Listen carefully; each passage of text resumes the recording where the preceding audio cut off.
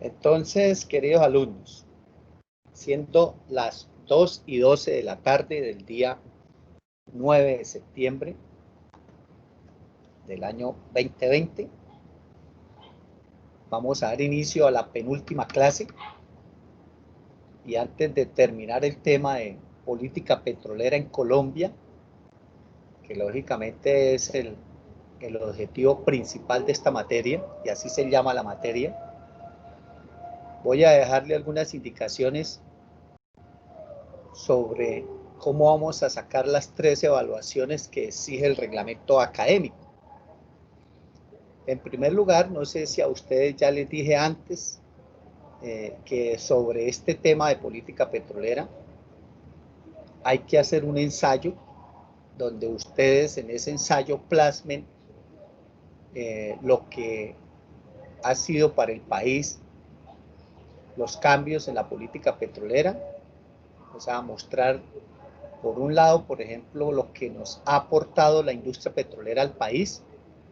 No podemos desconocer de que también con la llegada de los gringos hace 100 años, pues nace la industria en Colombia y nos dejó algunos activos como la refinería Barranca Bermeja, y la reversión de la concesión de mares pues da nacimiento a la empresa petrolera estatal, Ecopetrol, y de esa forma pues heredamos también unas reservas remanentes, no solamente con ese campo, sino las demás concesiones que han revertido y que las opera hoy en día Ecopetrol. De todas formas, eso es importante para el país y garantizar la digamos, autoabastecimiento o la soberanía energética del país, el no estar importando petróleo y el tener, digamos, una industria, así no sea de la talla de otros países petroleros, pero tenemos petróleo. Tenemos una empresa petrolera que es fuerte y está bien clasificada en el top 100, o sea, entre las mejores empresas petroleras del mundo. De la misma manera, pues a raíz de eso, pues también ustedes están estudiando esta profesión porque nacieron las facultades de petróleos, entre ellas la UIS, cuya carrera pues, fue creada por Ecopetrol, quien construyó el primer edificio donde funcionó la carrera, que es el edificio de petróleos, que es un edificio que está al frente del edificio de música, el blanquito de ese viejito, eso lo hizo Ecopetrol. De la misma manera, Ecopetrol pagó la nómina de los profesores de petróleos los primeros 10 años, construyó los laboratorios, y eso es importante tenerlo en cuenta. Y de todas formas, Ecopetrol también creó otras carreras como la carrera de petróleos de la subcolombiana de Neiva, ha fortalecido la carrera de ingeniería química en la UIS, lo mismo que los posgrados que nosotros hemos montado, se montaron con recursos de Ecopetrol inicialmente, o sea, ha sido significativo para el aporte del país, no podemos negarlo.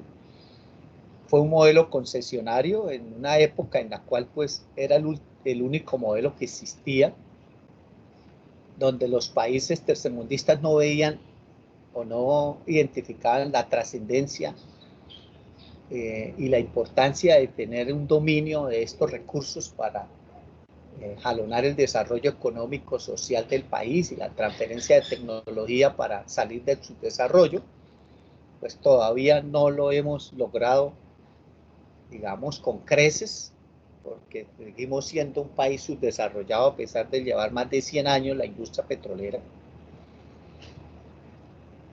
Hicimos un tránsito hacia un modelo de contrato de asociación que obedeció también a una coyuntura mundial, donde gracias a las crisis que se dieron en el Medio Oriente, que realmente provinieron del nacimiento de la OPEP en 1960, que impulsa un proceso de nacionalismo o nacionalización del petróleo en dichos países, con la expulsión de las multinacionales y obvio un vuelco que se le da al control de las reservas y de la producción mundial que estaba en manos de esas multinacionales y pasa en un 80-90% en control de a control o a ser controlado por los mismos países donde se encuentra la riqueza.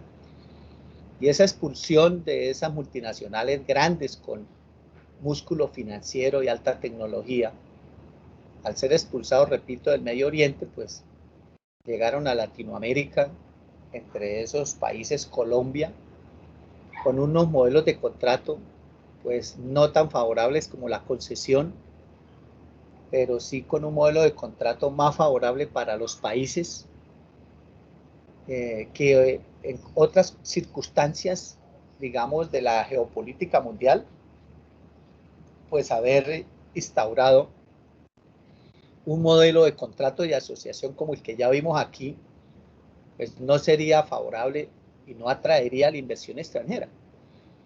Pero ellos, al ver que no podían continuar en los países árabes o los países del OPEC que nacionalizaron su petróleo y crearon sus empresas petroleras estatales que se encargaron ya de la exploración y producción, entonces venir a un país como Colombia con un modelo de contrato de asociación donde le decía repartámonos miti, la mitad para usted y la mitad para mí, usted hace la inversión, asume el riesgo y hay que pagar regalías del 20%, que es una tasa alta, pues lógicamente que ellos aceptaron eso, peor que nada, porque al ser sacados de los países árabes y de Venezuela, pues es dejarlos sin nada, así, con los brazos cruzados.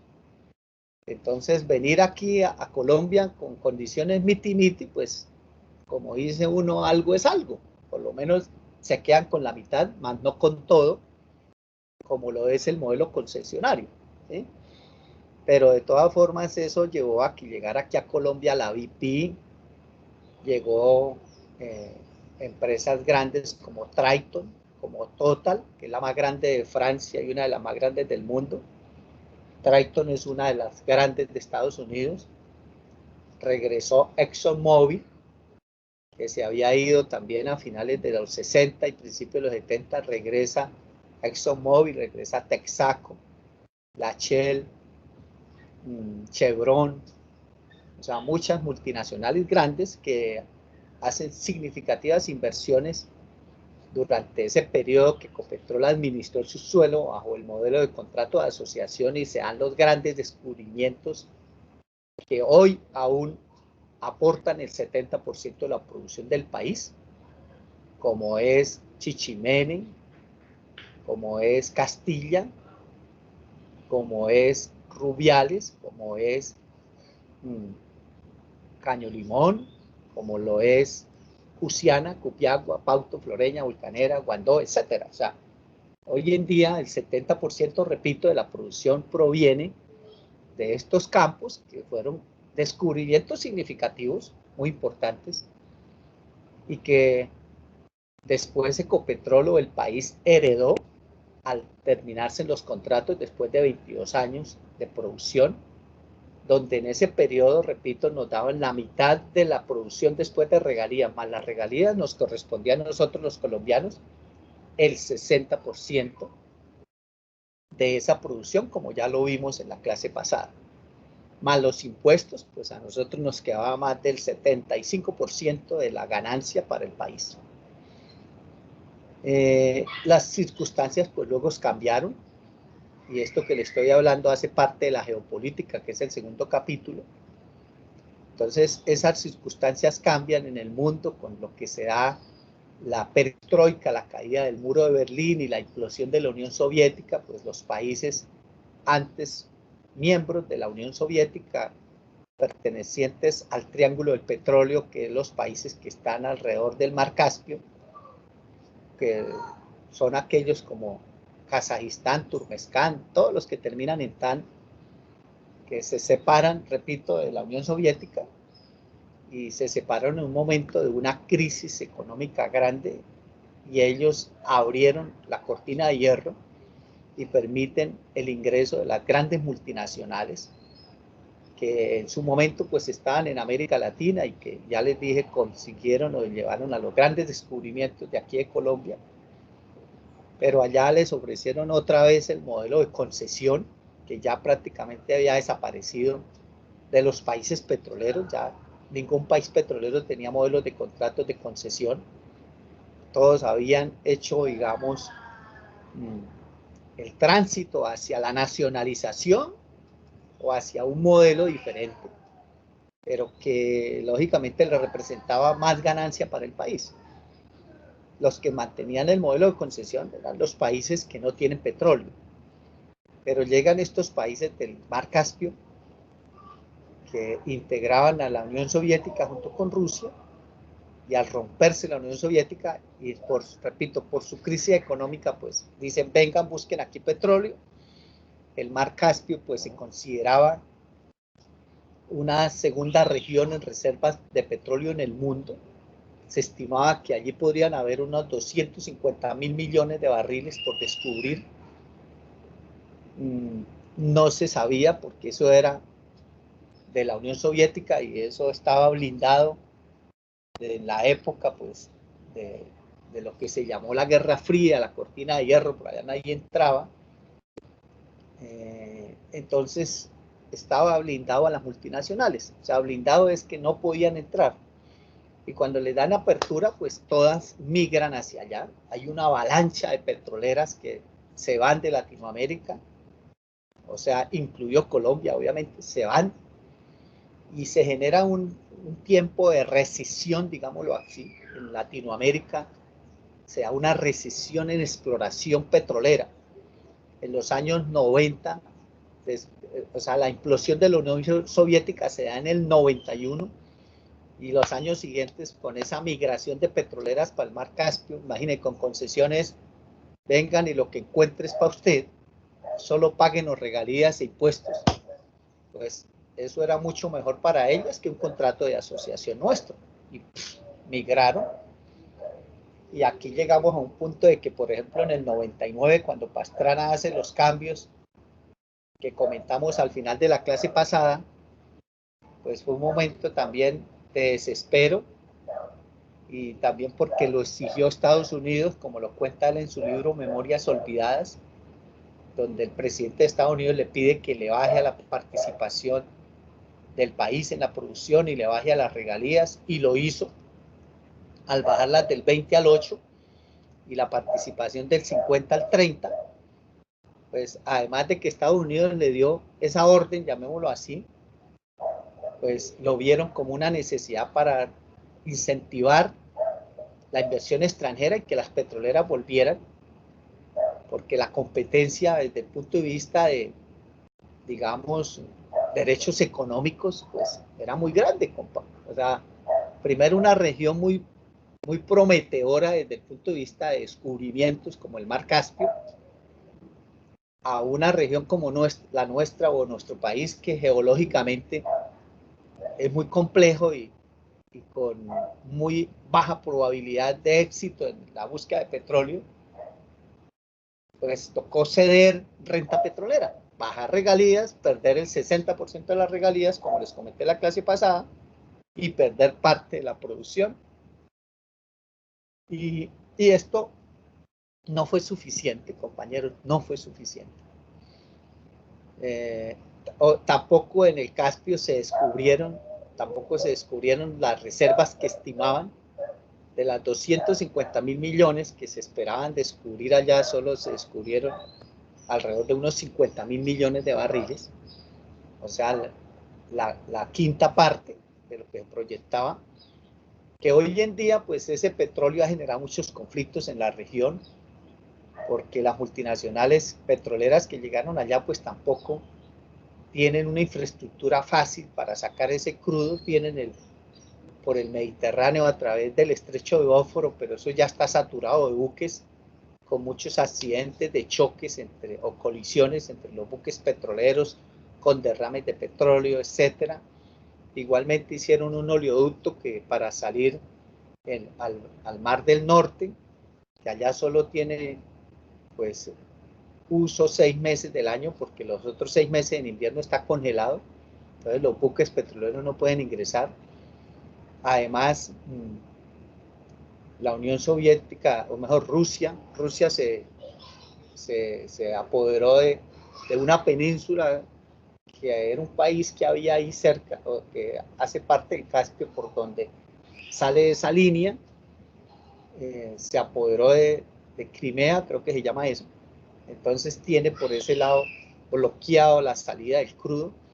La otra salida es por el lado de Turquía al Mediterráneo, pero ahí están unos pueblos rebeldes en la provincia de Germania, se llama eso, donde vuelan el tubo más que volar aquí. El oleoducto Caño Limón Coveñas lo vuelan con mucha frecuencia, y la otra posible salida pues es hacia el sur, a buscar el mar Caspio o el mar Arábigo, pero ahí está atravesado Irán. Entonces eso es un complique muy berraco. Y luego pues sabemos de que en el Medio Oriente pues vino la primavera árabe, y con la primavera árabe se tumbaron muchos gobernantes, dictadores que fueron impuestos o protegidos por Estados Unidos.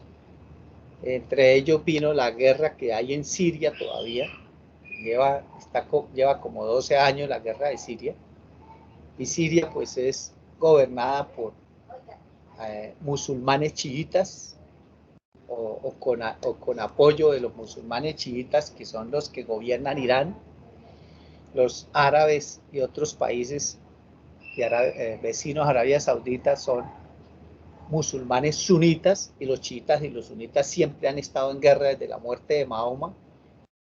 Y lógicamente eso genera un conflicto, pero allá pues con la entrada de Estados Unidos por el petróleo y la salida de Saddam Hussein debido a la guerra del Golfo, y ese crudo pues se posesiona de Estados Unidos, más exactamente Halliburton, que es de la familia Bush, se queda con el control del crudo de Irak, y ese crudo pues tiene que sacarlo por el Golfo Pérsico y darle la vuelta a la península arábiga y pasar por el canal del Suez y llegar al Mediterráneo. O sea, esa vuelta es larga, y además tiene que pagar peaje en el canal, o si no, darle la vuelta a toda África, pasando allá por el Cabo de la Buena Esperanza, por Sudáfrica. Esa es una vuelta mucho más larga, o meterse por todo el Océano Índico y cruzar el Pacífico, aún otra vuelta también larga, por lo cual la salida más fácil es desde Irak, pasar por Siria y llegar al Mediterráneo, y lógicamente cruzar el Mediterráneo. ¿Y cómo se pasa? Por oleoductos, pero ahí está atravesado Siria, y por eso la guerra ahí. Eso lo van a ver en un documental, que esa es la causa de esa guerra. Todas las guerras que han habido en los últimos 100 años, pues han sido por el petróleo, todas.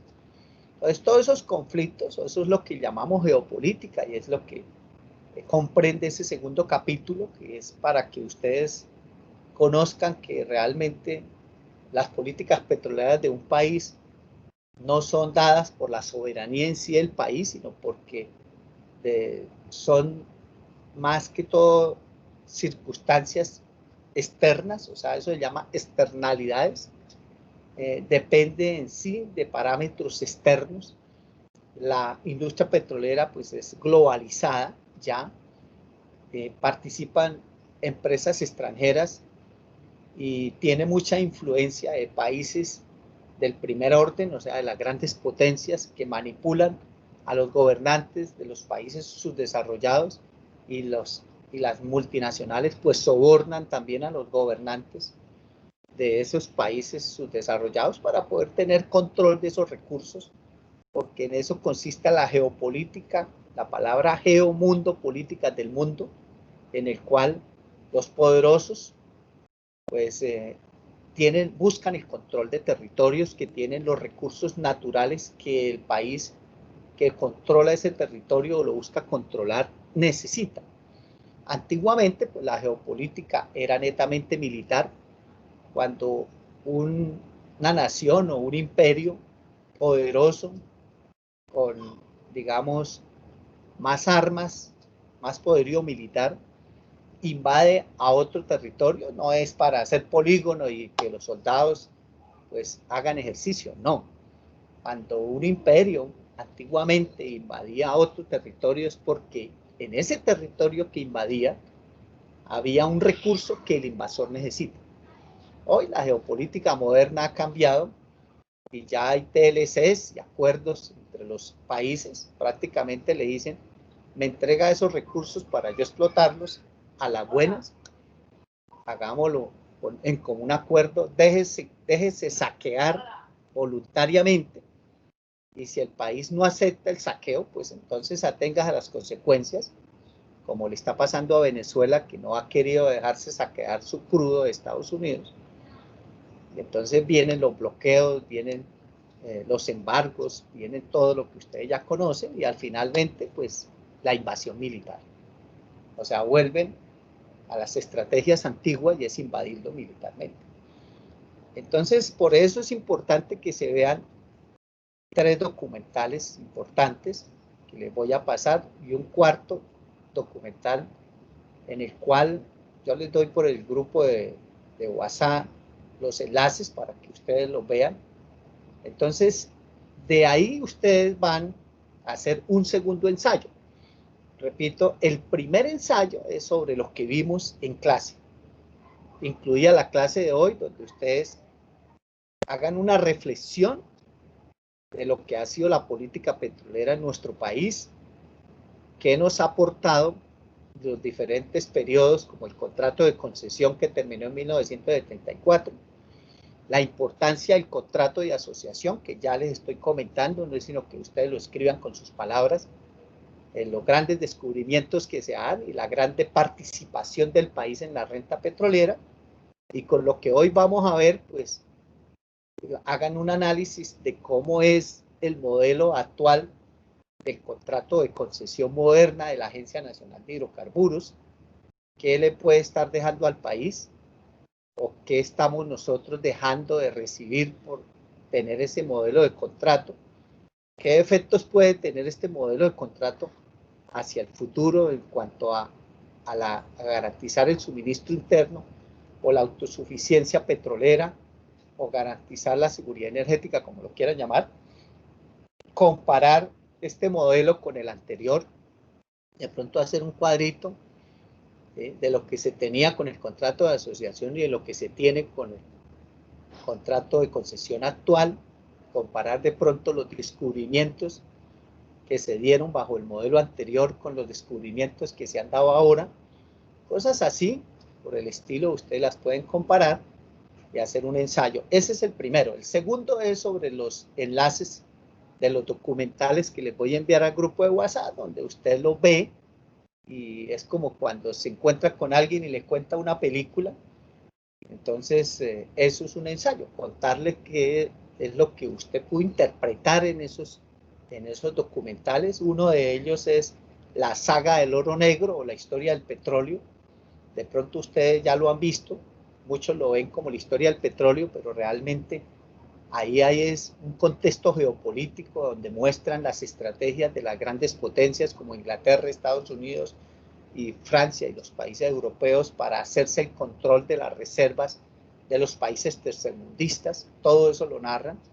Cómo es que Estados Unidos entra, por ejemplo, al Medio Oriente después de la Segunda Guerra Mundial, qué fue lo que generó de que se creara la OPEP, qué consecuencias trajo la creación de la OPEP, las crisis que hubo en los años 70, la guerra árabe-israelí, el embargo petrolero mundial del 73 y lógicamente la expulsión de las multinacionales, como ya les dije, del Medio Oriente, el acuerdo que hace Estados Unidos con la Liga Árabe, eh, digamos, comandada o dirigida más por, o liderada por Arabia Saudita, y cómo logran en los años 80 bajarle al petróleo con el fin de afectar a la Unión Soviética desde el punto de vista económico, porque la Unión Soviética en un 95% de su economía dependía del petróleo, así como hoy Rusia depende del petróleo, o Venezuela depende del petróleo, Arabia depende del petróleo.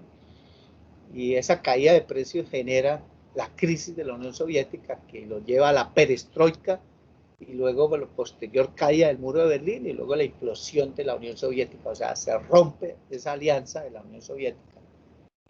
Y cómo pues nos afectó a nosotros desde el punto de vista de la inversión extranjera en la exploración petrolera, y al tener que ceder nosotros parte de la renta petrolera hasta llegar al punto de volver nuevamente a la concesión que ya había prohibido López en 1974. Y entonces ese documental, que son 4 capítulos, más o menos narra hasta el 2006, incluye la guerra del Golfo en los años 90, ahí habla también de la caída de las Torres Gemelas y la posterior invasión a Irak. Todo eso lo narra hasta el 2006, cuando sube Obama a la presidencia. El documental llega hasta ahí, pero lo que ha ocurrido del 2006 hacia acá, pues les voy a dar otro enlace de lo que se llama China versus Estados Unidos, la lucha por el petróleo, porque China pues se convierte en la segunda economía mundial, llega a subir su consumo de petróleo hasta volverse importador, porque hasta el 2005 China fue autosostenible, pero después del 2005 ya empieza a importar petróleo debido a su desarrollo y crecimiento económico, pasa de la bicicleta a los carros, y entonces ya hoy consume 14 millones de barriles, solo produce 4. Hoy China es el mayor importador por encima de Estados Unidos, que Estados Unidos solo importa 4.200.000 barriles día. Pero entonces China empieza a tener estrategias en ciertos lugares como el África, el mismo Medio Oriente, con Irán, y lo mismo que en América Latina, para poder tener el control de campos petroleros y garantizar pues el abastecimiento, no autos, sino abastecimiento para China. O sea, tener petróleo en otros países para garantizar el suministro para China.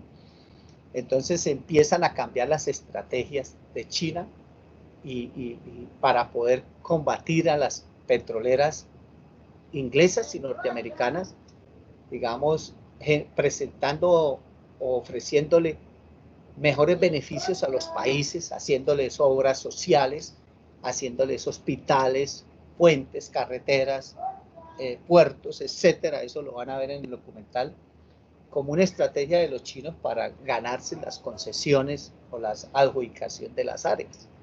Entonces, ese segundo documental complementa el primero hasta nuestros días. Y para que más o menos tengan una idea de lo que está pasando en la guerra en Siria, que prácticamente es un conflicto mundial porque ya hay muchos países involucrados.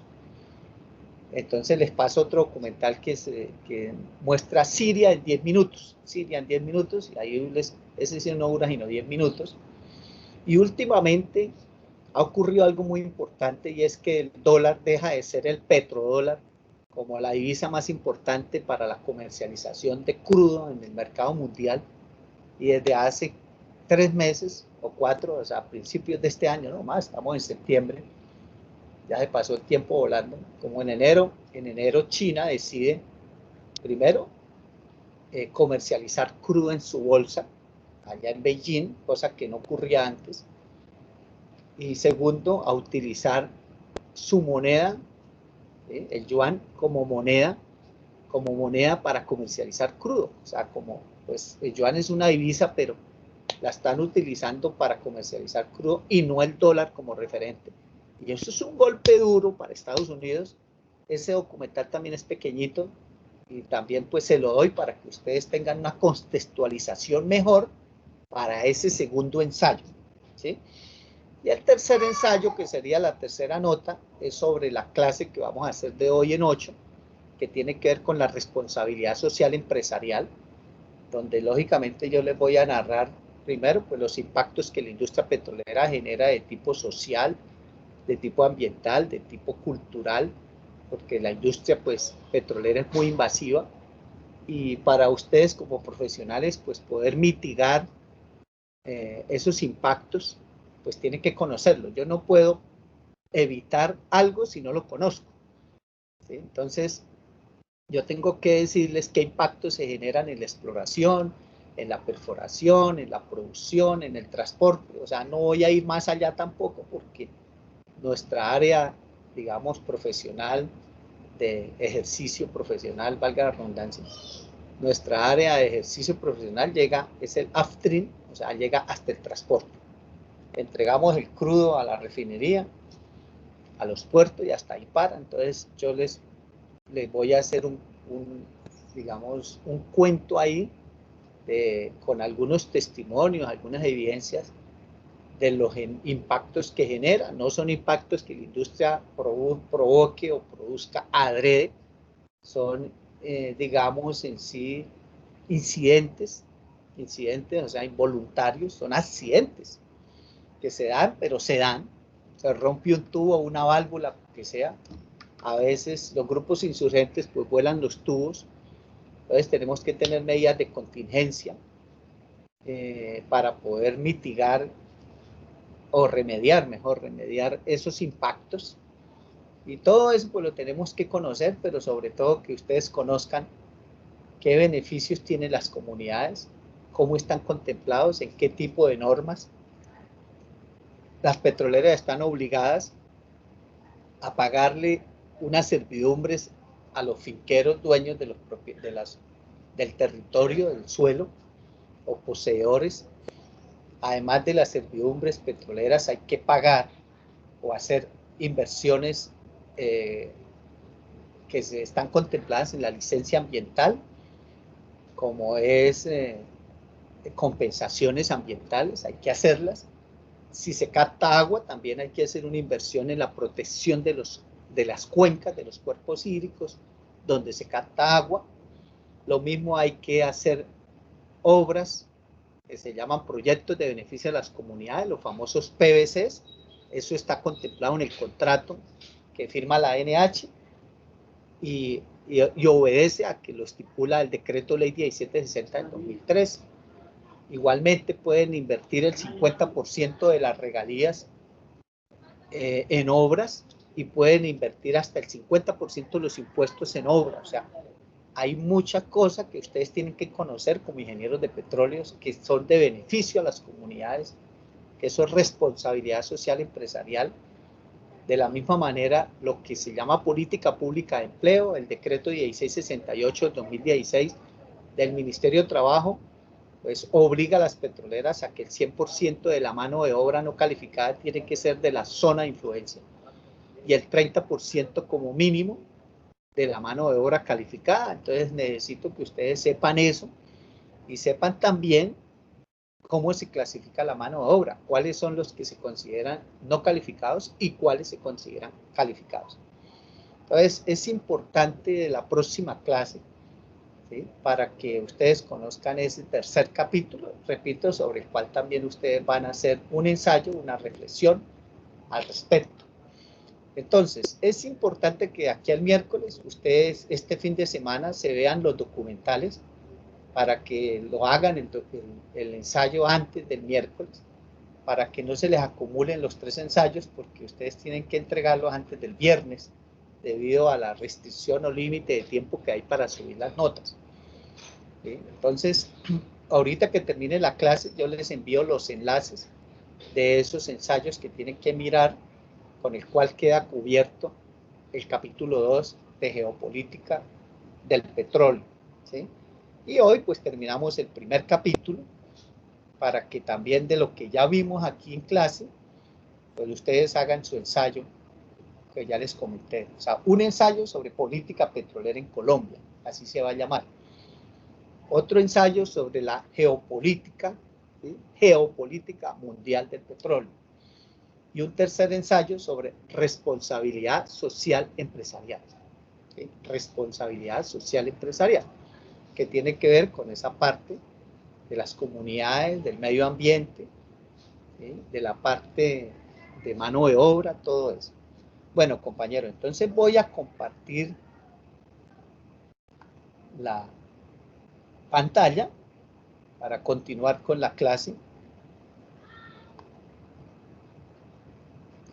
donde quedamos hace 8 días. Bueno, voy a devolverme un poquito para hacerles un recuento rápidamente y ustedes retomen nuevamente el tema. y no se quede así como, o mejor dicho, hagan el enlace mental de lo que vimos la clase pasada con lo que vamos a ver hoy. Entonces, inicialmente, pues yo les expliqué a ustedes en qué consiste la renta petrolera y en qué consiste el state day, y que aquí en Colombia, pues como el subsuelo es del Estado, se habla de state day, la tasa que recibe el Estado de participación en la renta petrolera. En Estados Unidos, pues allá no, el subsuelo, como les comenté, es privado, entonces no es del Estado, allá se llama government day y es la participación del gobierno en esa renta, que allá en Estados Unidos, pues lo único que hay aquí arriba en el numerador pues son impuestos, no más. Allá tienen varios tipos de impuestos que le aplican a las petroleras y es lo que recibe el gobierno de Estados Unidos y algunos bonos, ¿sí? Pero aquí en Colombia, por ejemplo, pues hay regalías, hay participación, por ejemplo, en el contrato de asociación, en la participación en la producción para el país, también hay impuestos. Y en el modelo actual, pues cobran también la NH unos derechos de uso de subsuelo, también hay una participación por precios altos, hay una transferencia de tecnología, y también algunos contratos, no todos, algunos tienen participación en la producción, aquellos contratos que se otorgaron mediante convocatoria pública o licitación o procesos competitivos se llama. Entonces el bloque se le dio a aquel que le ofrece al país una mayor participación en la producción, que es lo que llaman el famoso X. X es lo que en la licitación o en la subasta por el bloque, el inversionista ofrece un X. Un X es 2, 3, 4, 5, 10, 15, 20%. Y el que ofrezca más participación para el país, pues a él se gana el bloque. Pero son pocos los que, o aunque no son pocos, más o menos la mitad de los contratos que ha firmado la NH o bloques que ha adjudicado la NH han sido bajo procesos licitatorios o procesos competitivos, lo llama así la NH, procesos competitivos. Pero sí lo que ofrecen las petroleras o han ofrecido muy poco. La gran mayoría ofrecen el 1%. Otras el 2, otras el 3, hay muy pocos que ofrecen más del 5%, muy poquitos. Pero en términos generales, pues el promedio de participación para el país es por ahí 3.5, 3.7%, cuando uno promedia todos los X.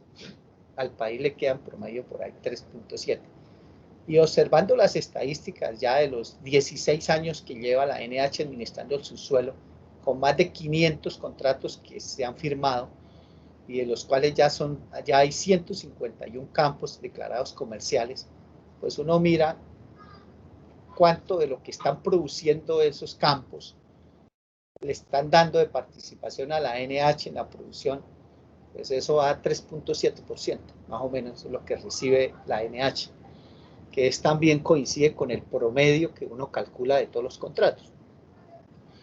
Y también pues ahí sabemos cuánto, uno calcula cuánto está recibiendo la NH de regalías y también ahí concluye uno que no está recibiendo más del 8%, más o menos da como 7.5% de la producción la pagan en regalías, lo cual demuestra pues, que las regalías sí se cayeron significativamente, obvio, en los campos nuevos, ¿no? Los campos maduros que produce Ecopetrol, como ya les comenté antes, pues paga regalías del 20%, y aquellos que ha recibido por terminación de contratos o reversión de concesiones del 1 de enero de 1994 hacia acá, pues a esos pagan regalías del 32%. Y eso es lo que hace que Ecopetrol sea el que pague más regalías. El 88% de las regalías las paga Ecopetrol por ser el mayor productor, ya que produce el 70% de la producción, y por ser quien paga pues, tasas de regalías altas. Pero las petroleras privadas y de los campos nuevos pues, pagan menos del 8%. Y ya, pues ya saben cómo es ese cálculo.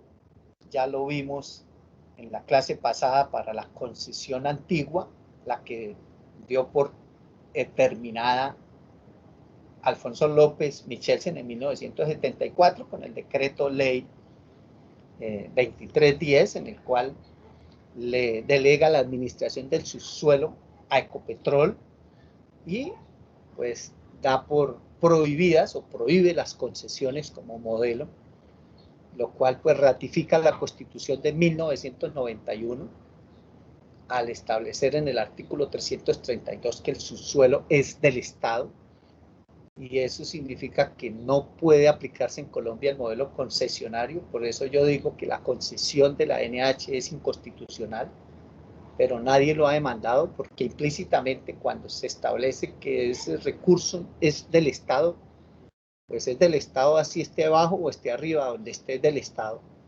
Los recursos naturales, la Constitución no dice que son del Estado cuando estén en el subsuelo, pero que son del particular cuando esté en superficie. Y al decir que son del Estado significa que el modelo de concesión en Colombia no se puede aplicar, pero la ANH lo está haciendo. Y lo está haciendo por culpa del mismo Congreso, porque el Congreso no ha legislado en el sentido de cumplir los artículos 334 y 360 de la Constitución, que dice muy claramente que los términos y condiciones para la explotación de los recursos naturales, tanto renovables como no renovables, tiene que ser a través de una ley. Y la NH lo está haciendo a través de acuerdos, que dentro de la jerarquía jurídica que ya vimos aquí, la pirámide, pues un acuerdo está por debajo de un decreto y un decreto está por debajo de una ley, por lo cual no se está haciendo mediante una ley como lo dice la Constitución. Pero como hay ese vacío jurídico debido a que, repito, los congresistas no han legislado, entonces al no haber ley, el Ejecutivo mantiene la administración del subsuelo y establece el modelo de contrato que se les antoje, porque eso lo tiene delegado el Ejecutivo desde la Ley 120 de 1919, que en otras palabras, con esos dos artículos, 334 y 360 de la Constitución, pues esa Ley 120 de 1919, en ese aspecto quedó derogada, ¿sí? Porque ya no es el Ejecutivo el administrador y el que pone los términos y condiciones para la explotación de los recursos naturales, sino es el Congreso a través de una ley. Pero mientras el Congreso no legisle al respecto, pues obviamente lo sigue haciendo el Ejecutivo, ¿sí? Entonces el Ejecutivo no tiene la culpa, no es que en sí se haya usurpado esos derechos que son del Congreso, sino que el Congreso no ha querido hacer uso de los derechos que le encomienda la Constitución política. Eso debe quedar claro. Pues vimos cómo en el modelo de concesión, pues al país, en el modelo antiguo de concesión al país le quedaba el 44.53% de la renta petrolera.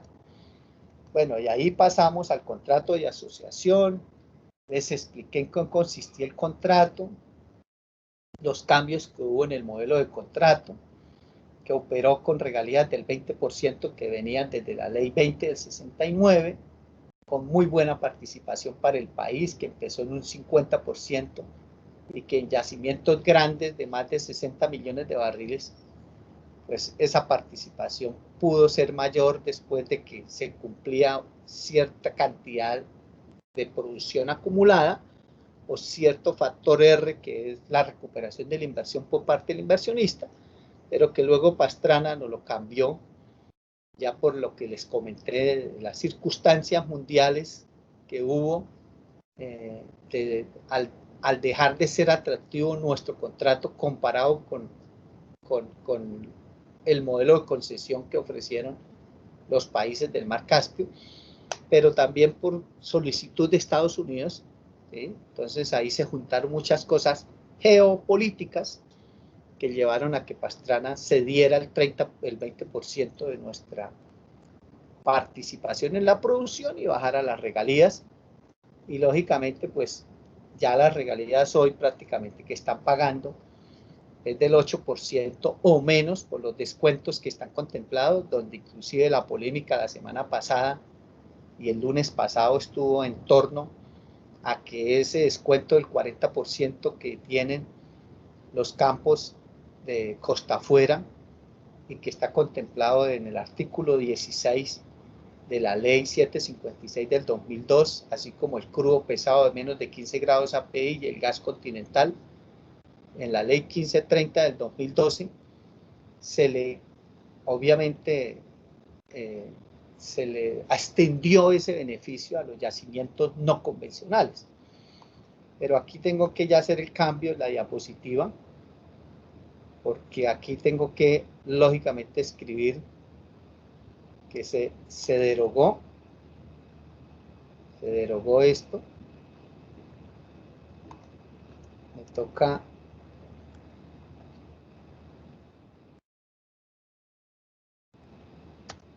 hacer el cambio que acabó de ocurrir en el Congreso. Entonces, ley 1530 del 2012, y obviamente derogado.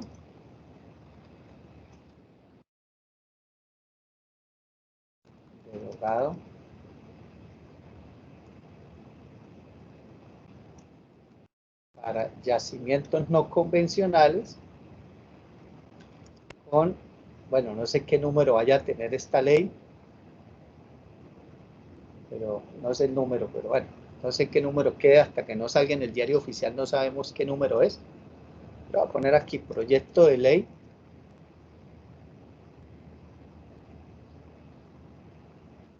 del Sistema General de Regalías 2020. Ahí ya queda actualizado.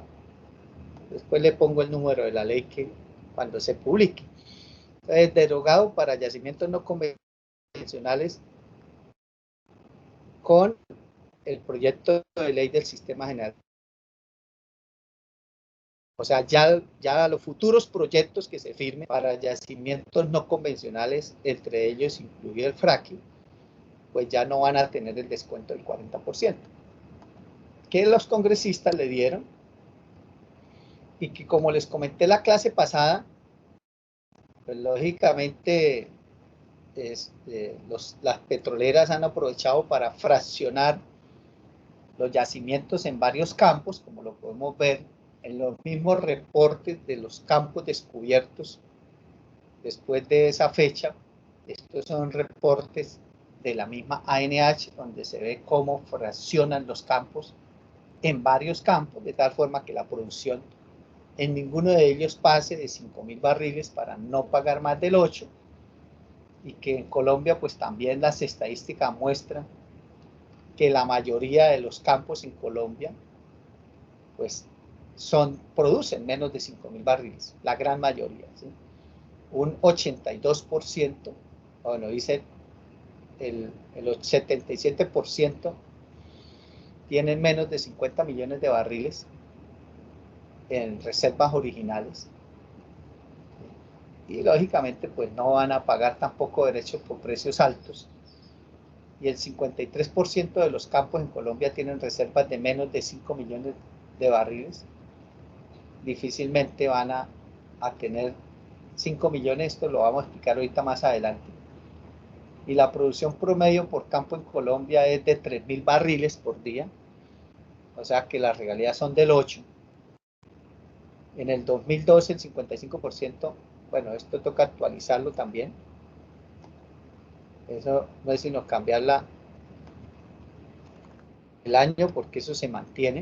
En el 2019 el 55% del petróleo producido en Colombia es de menos de 15 grados API, o sea que lo que estamos produciendo prácticamente es crudo que tiene descuento del 25%, o sea, pagan el 6%. Entonces, todo esto es importante mostrarlo, lo que va a llevar a que cuando los campos que pagan altas regalías, que son los que opera Ecopetrol, se agoten, pues, lógicamente, pues las regalías que van a quedar van a ser del 8% o menos.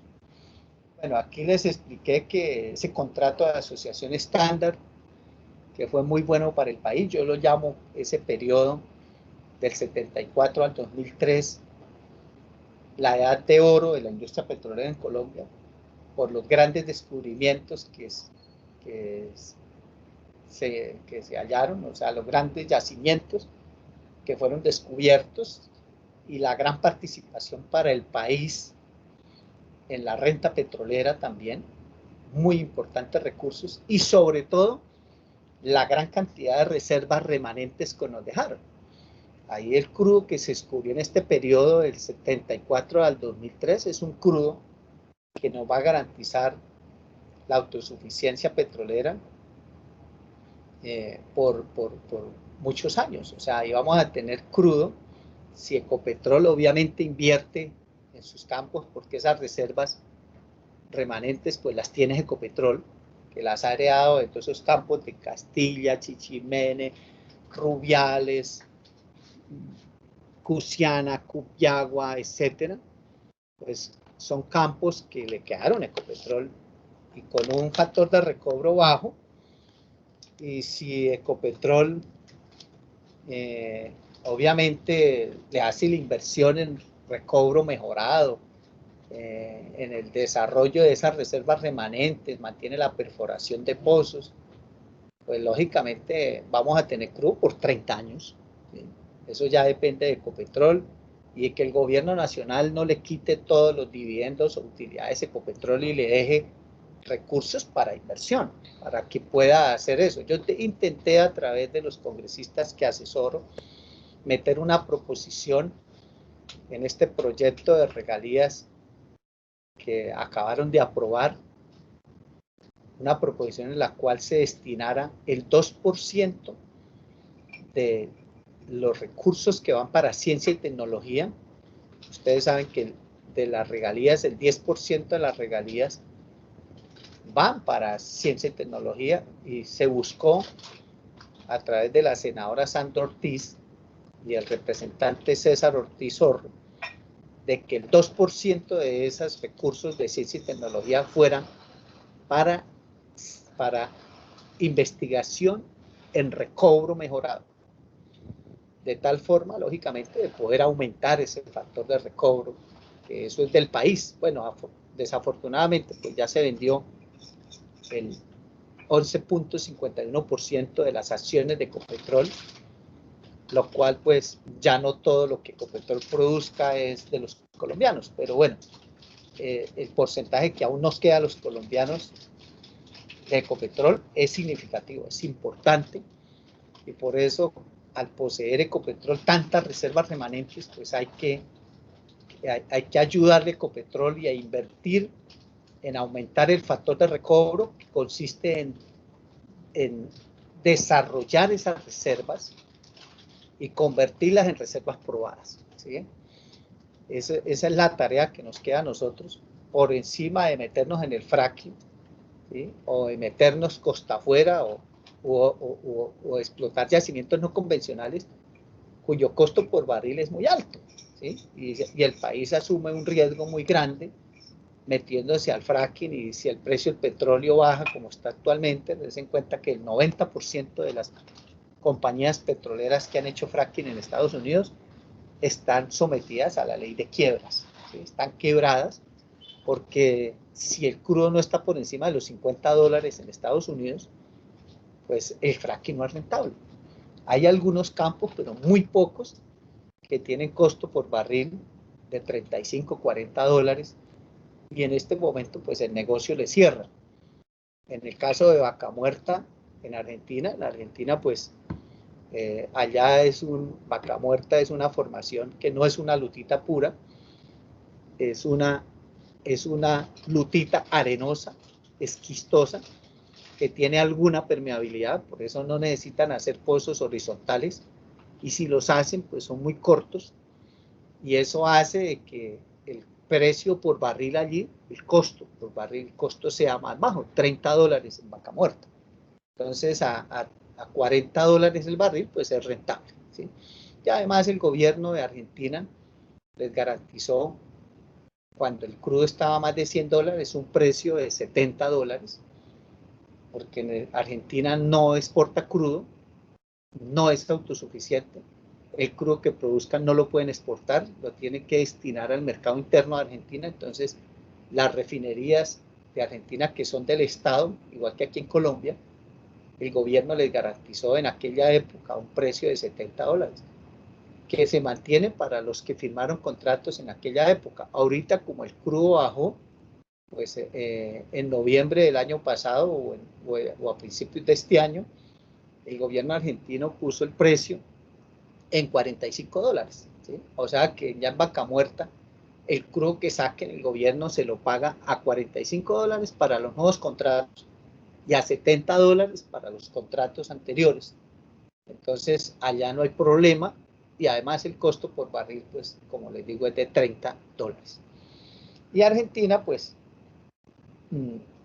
ahorita mostramos el state date de allá bajo esas condiciones. Aquí, pues, estamos revisando nuevamente el state date del contrato de asociación. Como les dije, es muy importante, el 76% para el país de la ganancia que es el petróleo, como mínimo, ¿no? Porque puede ser más alto. Luego vinieron los cambios que ya les comenté de Pastrana, en el cual pues bajó la participación del país al 30%, 70% para el inversionista, y bajó las regalías que ya les comenté. Esta diapositiva pues que está repetida.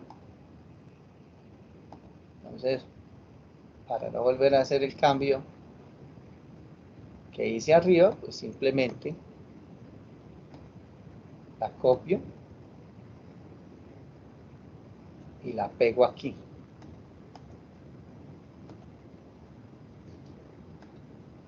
Y la corto de aquí. Entonces, esos cambios de Pastrana de bajar, repito, la participación y las regalías, pues, y el fraccionamiento de los campos a producir menos de 5.000 barriles cada campo, pues como ya vieron, nos bajó a las regalías al 8 o menos, ¿sí? Como se pueden ver en las estadísticas de los campos nuevos. Y eso lleva a que ese cambio de Pastrana, pues en el mismo contrato de asociación antes de crearse la NH, o sea, en el periodo del 2000 al 2003, los contratos que se firmaron en ese periodo de 3 años, pues la participación que le queda al país en la producción es del 30, regalías del 8, por lo cual la participación, bueno, incluidos los impuestos, la participación para el país en la renta petrolera se bajó al 59%. Ahí cerramos la clase pasada. Ahí quedamos en la clase pasada.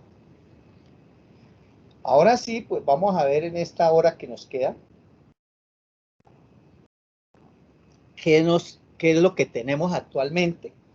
Cuando ya Uribe despide el decreto ley 1760 en el 2003, le hace la excisión a Ecopetrol, o sea, le quita a Ecopetrol la administración del subsuelo que López le había dado mediante el decreto ley 2310 de 1974. Crea la Agencia Nacional de Hidrocarburos como el administrador del recurso, ¿ya? Y, lógicamente, Ecopetrol pasa a ser una empresa cualquiera, como un operador cualquiera de los campos que ya tenía operando y los campos que se reciban con la terminación de los contratos de asociación que Ecopetrol firmó en el periodo que le correspondió como administrador del subsuelo. Entonces, bajo este nuevo modelo que establece la ANH, porque la ANH cambia el modelo de contrato de asociación nuevamente a la concesión, pues hay unos derechos económicos contractuales que se los voy a detallar. Ahí la ANH contempla unos derechos de uso de subsuelo que está pago por hectáreas, por hectárea más o menos, eso depende del sitio donde esté el bloque adjudicado, pero para no profundizar en eso, quiero comentarles que eso se paga una sola vez por fase, ¿sí? Es un valor por fase, en dólares por hectárea. Y el país está dividido en dos polígonos. Polígono A, que es la parte antigua de los primeros campos petroleros de hace 100 años, o sea, la cuenca del Valle del Magdalena, incluido el Valle Superior y el Valle Inferior y el Valle Medio, todo el río Magdalena, eso se llama Polígono A. y polígono B, los llanos orientales. Ya fuera de esos polígonos, es otro cuento a nivel continental. Entonces, ir por allá al Caguán, o ir a Cesar Ranchería, o ir a la cuenca del Cauca, o ir al Patía, o ir al Golfo de Urabá, eso ya es fuera de los polígonos. Y costa afuera, pues es otro cuento, ¿sí? Eso ya es offshore. Entonces, en cada fase, ustedes saben que el periodo exploratorio se divide en 6 años iniciales, con prórroga posible a 10. Ese es el periodo exploratorio. Y ese primer periodo de 6 años se divide en en 3 fases. Una fase 0, que es una fase simplemente de indagación, si hay comunidades indígenas o afrodescendientes a las cuales haya que hacerle consulta previa, pero en la fase 1, que ya inicia la exploración como tal, es de 2 años, y luego viene una fase 2 hasta el año 6, y en cada fase ellos pagan, por ejemplo, en un polígono A, $0,75 en los primeros 12 meses de esa primera fase, pagan $0,75 por hectárea. Si está fuera de los polígonos, que son las zonas petroleras tradicionales, pagan 0,5 en el primer año. Y ya después del primer año, pagan $1 en las zonas de los polígonos A y B, o 0,75 centavos de dólar por hectárea en las otras zonas. Por ejemplo, si me dan un bloque de 100.000 hectáreas, pues pago $75.000 a la NH en el primer año, y luego después del primer año yo pago $100.000. Es un solo pago.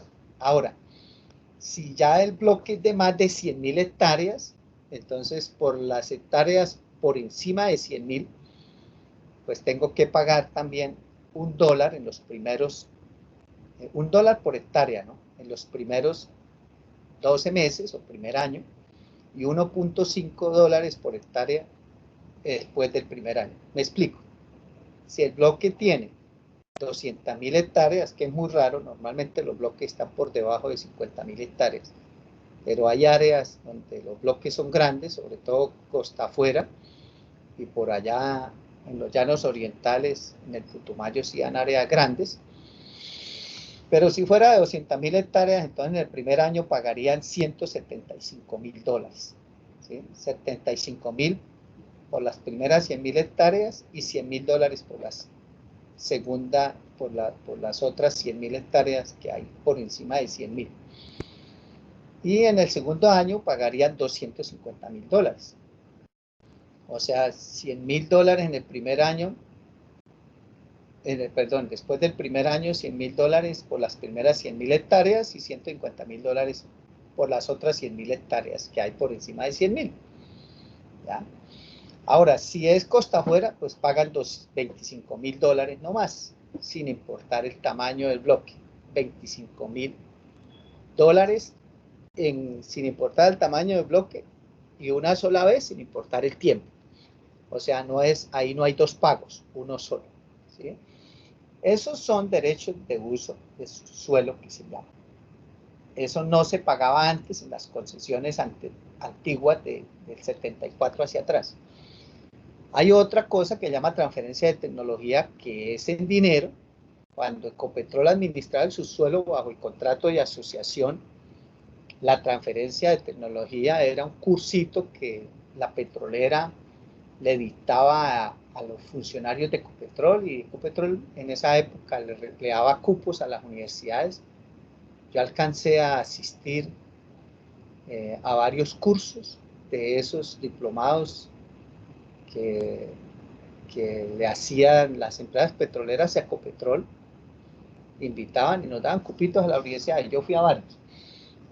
Consistía en traer a un experto internacional sobre un tema en particular, y de por sí este tema que yo les estoy enseñando a ustedes es gracias a uno de esos cursos que Ecopetrol hizo en Bogotá, contratado por alguna de las petroleras que tenían contratos de asociación firmados con Ecopetrol.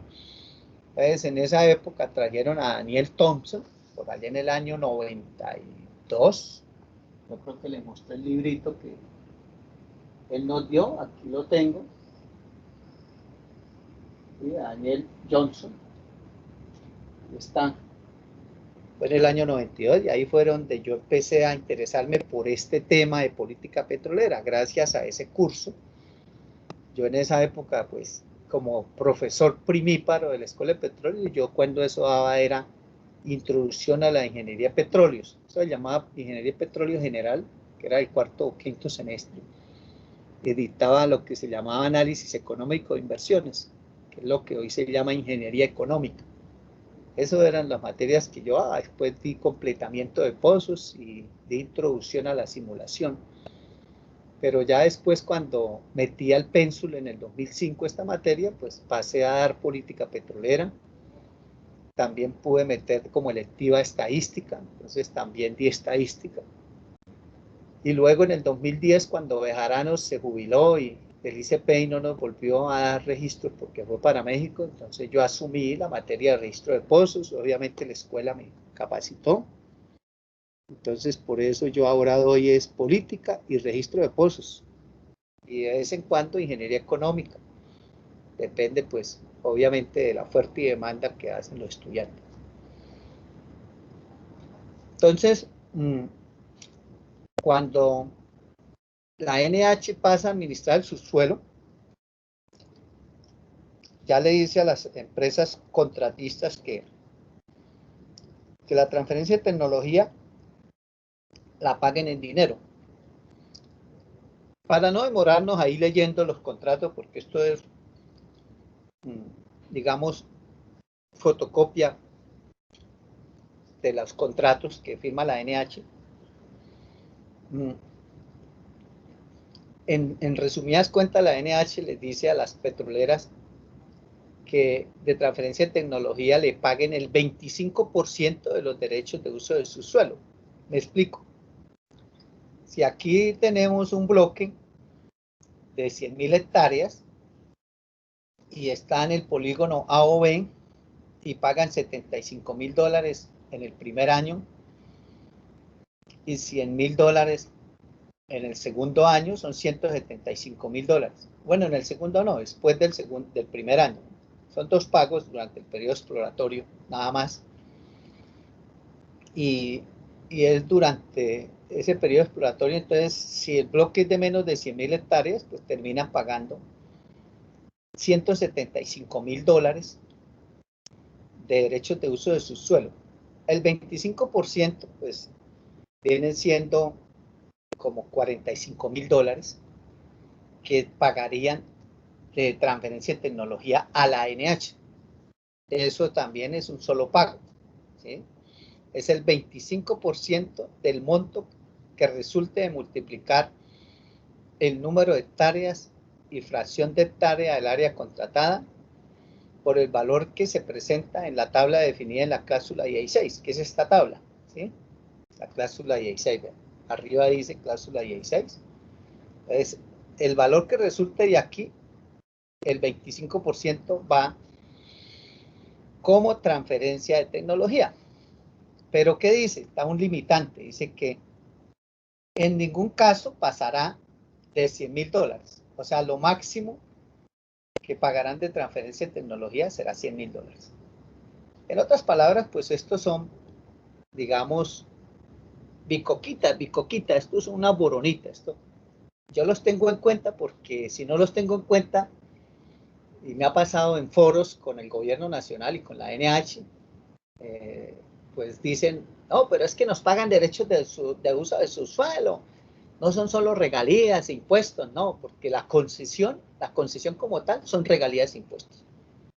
Pero entonces la NH sale con el cuento siempre para defenderse cuando uno pues los critica, en el sentido de que están regalando el petróleo a las multinacionales y dicen, no, pero es que también nos pagan derechos de uso de su suelo y también nos pagan transferencia de tecnología.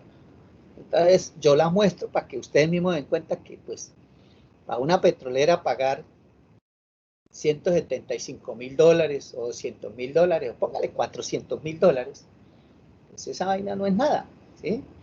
Y de transferencia de tecnología es el 25% de eso sin que pase de 100.000. Y eso es un solo pago, ¿sí? Entonces, compañeros, pues eso no es mucho. Ahora, los derechos por precios altos es otra variable que también se agarra y ahí la NH.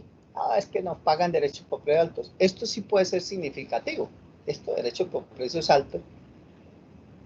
¿Qué significa? Que cuando haya una bonanza petrolera, como la que ocurrió del 2005 hacia el 2014, con precios por encima de $100, pues que esa bonanza no se la gane la sola concesionaria, sino que participe al país, le dé parte de esa bonanza.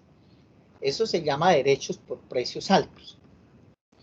Y esos derechos por precios altos, pues hay unos dos limitantes, que es lo que yo digo que difícilmente nos van a dar derechos por precios altos, ¿sí? Porque, y menos con el fracking. Porque primero se establece una condición y es que el país tiene derecho a participar en esos precios altos cuando la producción por campo, no de toda el área que se le dio, sino por campo, la producción acumulada tiene que pasar de 5 millones de barriles. Como ya le mostré en unas diapositivas anteriores, pues aquí en Colombia la mayoría de campos, el 53% tienen menos de 5 millones de barriles de reservas probadas. O sea, tienen que sacarlas todas para que pase de 5 millones la producción acumulada. O sea, si el 53% de los campos en Colombia tienen menos de 5 millones de barriles abajo, pues ¿cuándo va a llegar el campo a 5 millones de barriles? Nunca. ¿Sí? Además, una cosa es lo que hay abajo y otra cosa es lo que se puede sacar. Bueno, aquí está hablando de reservas probadas, que es lo que se puede sacar. Entonces, difícilmente nosotros vamos a recibir, o sea, muchos campos se van a quedar sin que nos paguen derechos por precios altos. Ahora, los campos grandes, que sí podrían llegar a producir más de 5 millones de barriles acumulados, son aquellos que tienen más de 5 millones de barriles abajo. ¿Sí? Y lógicamente, pues se demora el campo en llegar a esa producción acumulada. Más o menos, si tiene un campo de 50 millones de barriles, que el 77% de los campos tienen menos de 50 millones de barriles, y el factor de recobro, pongámosle el 20%, está en el 17.5, pero póngale un 20%.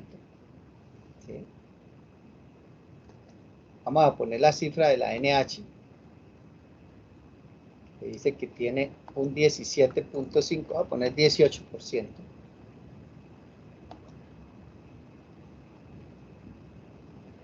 Entonces, de aquí a que el campo produzca, si el factor de recobro es del 18%, significa que en su vida de contrato, el campo llegaría a producir el 18%.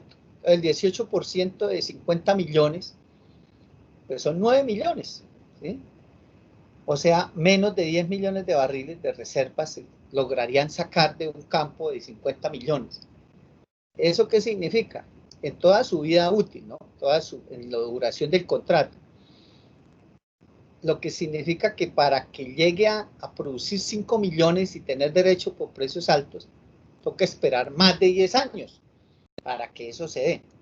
Entonces, ese es un limitante grande que tenemos aquí en esa variable, porque mientras el campo no llegue a los 5 millones de barriles, no nos dan participación por precios altos, así el precio esté alto.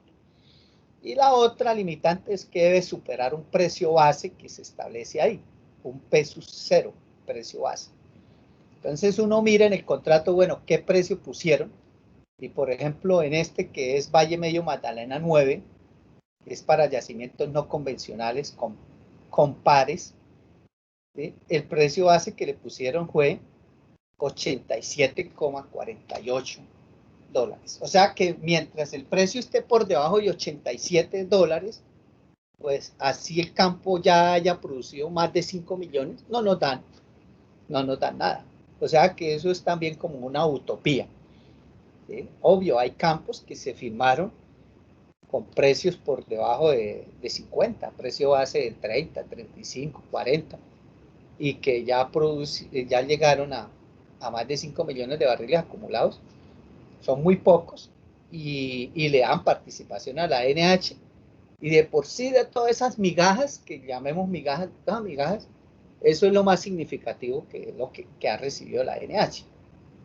¿Por qué? Porque la mayoría de contratos, la participación para el país es cero. Como pueden dar cuenta en esta fotocopia de un reporte de la NH, de los contratos que ha firmado, dice porcentaje de participación en la producción para la NH, no aplica, no aplica. Y obvio, no aplica porque son concesiones, solamente aquellos bloques que se han adjudicado mediante rondas, entonces tienen un porcentaje de la producción para la NH.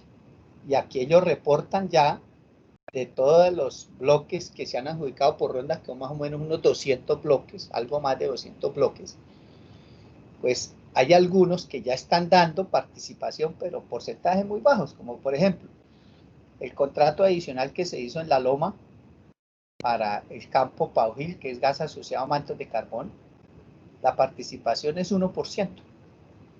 ¿Sí? Caguán 6, 2%. Catatumbo 3, 1%. Esto es para Catatumbo 3 para no convencionales, 1%. Cordillera 11, 1%. Y así está. Hay uno grande que es Cordillera 6, 32%. Otro que es COP 10, 20%. O sea, son muy pocos. Y hay un campo de los campos viejos que Ecopetrol le entregó a la NH. La NH lo entregó en concesión y pues pidió el 50% porque ese sí es un campo ya descubierto, entonces le dan el 50% a la NH. Pero en términos generales, los porcentajes son muy poquitos, ¿sí? Muy pocos.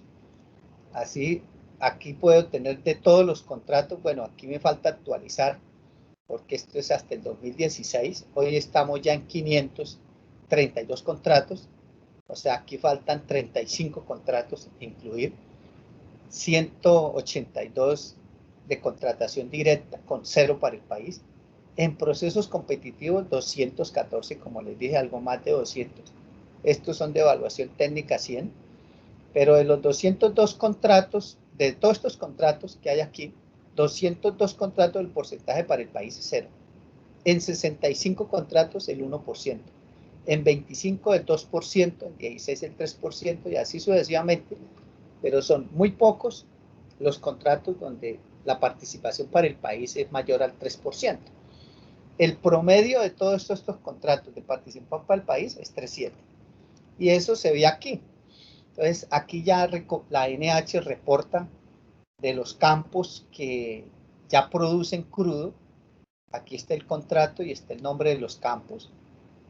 El tipo de hidrocarburo, O es petróleo, G es gas, y muestran los barriles por día. Entonces, aquí, por ejemplo, en Llanos 16, un barrilito, aquí 242 barriles. En el siguiente, Ramiriquí de Llanos 22, 18 barrilitos. El CPO 7, 255 barrilitos. Pero el que más recibe es del Campo Tello, que recibe la mitad, ya acordado aquí, la mitad, 50%, como me pueden dar cuenta. De ahí, pues, allá produce 4,038 barriles el campo, entonces la mitad es para la NH. En total, hacia el 2016, la NH estaba recibiendo 3,334 barrilitos, 3,300 de una producción que los campos nuevos, valga la redundancia, estaban produciendo al 2016, que eran 48,512 barriles, 3,324 barriles eran para la NH, pero de estos 3,324 barriles, 2019 eran de Tello, de un campo viejo, una concesión vieja. O sea que realmente de estos 3,324 barrilitos, el 60% lo aporta es este solo campito. Un campo que, yo repito, ya era viejo, heredado por la NH de Ecopetrol. El 60%. Si yo quito esta participación de Tello, que no es un contrato nuevo, sino, repito, un campo viejo, si yo lo quito, entonces ya la participación que le quedaría a la NH sería el 2,8%, sin Tello. Con Tello el 6,8%, pero sin Tello el 2,8%. O sea, es una participación muy poquita para el país comparado con lo que nos daba el contrato de asociación. Entonces, como se pueden dar cuenta, bueno, esto son la evolución de las reservas que se han descubierto desde 2005 hacia acá, muy poquitas reservas, como se pueden dar cuenta, en millones, 2.445 millones de barriles. Estos son reservas originales, no todas las probadas, muy poco, comparado con lo que el país pues produce, y se damos cuenta de que las inversiones pactadas por las petroleras hacia el 2000, digamos, 16, de los 396 contratos que ya habían firmado, se comprometieron las petroleras a invertir 10.998 millones, ¿sí?, de dólares, 10.899, casi 11.000 millones de dólares, pero realmente lo que ellos invirtieron no representa sino el 35% de lo pactado. Aquí viene una columna que dice inversión por ejecutar 7.137. O sea que el 64.9, 65% de lo que las petroleras se han comprometido a invertir en el contrato no lo cumplieron. O sea, porcentaje de inversión por ejecutar es alto. Y en las rondas o procesos competitivos, el porcentaje con que se comprometieron, o mejor, el porcentaje de inversión sin ejecutar es del 78%. En algunos contratos, como el de 2014 y 2012, de la ronda 2012-2014, en los bloques adjudicados en el 2012, el 99% de los pactados no lo cumplieron, y en la ronda del 2014 el 100% no lo han cumplido. O sea que realmente no es que las petroleras, a pesar de que les regalamos casi todo, hagan las inversiones, porque es que muchos reciben bloques, pero para madurarlos, lo que se llaman lotes de engorde, para luego transferirlos a otras petroleras, porque muchos que no tienen el músculo financiero terminan como en la minería recibiendo concesiones, pero no ejecutan, o sea, no exploran, no invierten, y lo que hacen es, digamos, un carrusel, buscan otra petrolera para venderle el bloque. Y obvio, a unos les ha sonado la flauta, a otros no. Ahora, otra cosa que hay que tener en cuenta, muy importante de este modelo de la NH, compañeros, es que Ecopetrol hoy en día lo que produce es porque lo heredó debido a que el modelo de contrato de asociación duraba 22 años. Uribe extendió algunos contratos, como 14, incluido el contrato de asociación Guajira, que terminaba en el 2004 y lo extendió hasta el 2024. Pero ya Ecopetrol a través de Jocol compró la participación de Chevron. O sea, es como cuando uno regala un carro, porque esa extensión se hizo a cambio de nada, y después de que yo regalo el carro, hoy se lo compro. Y eso hizo Ecopetrol, le regaló una participación de la producción de gas de Chuchupa, que ya no le correspondía a Chevron, le extendió hasta el 2024 su participación ahí como socio. Y luego el año pasado, Ecopetrol a través de Jocol, porque Jocol es 100% Ecopetrol, va y le compra a Chevron su participación, donde Ecopetrol en el 2004 muy bien hubiera quedado con el campo solo y dar por terminado el contrato. O sea, algo ridículo. Entonces, el supuesto argumento de que no, es que Ecopetrol no sabe producir gas, donde el gas es una plataforma allá donde lo único que necesita un celador, porque eso no necesita ni siquiera mantenimiento, simplemente abra la válvula. Eso fue un regalo que Uribe le dio a Chevron, y luego terminan comprando algo que regalaron, ¿cómo la ven? Pero en términos, y así pasa con Caño Limón, que va hasta el límite económico, y aquí el contrato Las Monas en Sabana de Torres, lo que tiene Petro Santander, Campo Payoa, ese también terminaba el contrato y Uribe lo extendió hasta que el límite económico, igual que Caño Limón. Bueno, no quiero extenderme en eso, pero eso es materia de un debate de control político que se le va a hacer a la NH y a Ecopetrol. Y entonces, compañeros, así nos damos cuenta de que Ecopetrol en sí lo que tiene no lo descubrió Ecopetrol, sino que lo heredó, porque afortunadamente el campo tenía 22 años de duración, y al terminar el contrato Ecopetrol se quedaba con el campo. Y así es que Ecopetrol hoy tiene Cusiana, Cupiagua, Pauto, Floreña, Rubiales, Castilla, Chichimene, todo eso, que eso es lo por eso que Ecopetrol produce.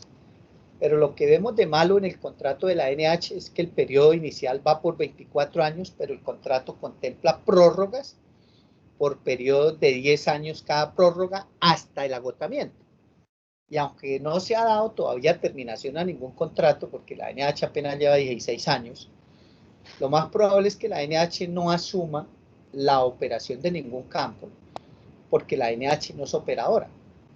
Y para entrar a recibir campos y volverse operadora, pues entonces se pierde la filosofía de la creación de la NH, porque se le quita a Ecopetrol la administración del subsuelo para que no sea juez y parte, ¿sí? Porque Ecopetrol como operador terminaba también siendo el negociador, entonces las multinacionales veían eso que no era propicio y que debía hacerlo el gobierno a través de otra agencia, y para eso se crea la Agencia Nacional de Hidrocarburos, que no sea operadora, no compita con las otras petroleras, y además que no tenga sindicato, porque el sindicato, como ya lo vimos en los riesgos, las petroleras o inversionistas extranjeros lo ven como un riesgo.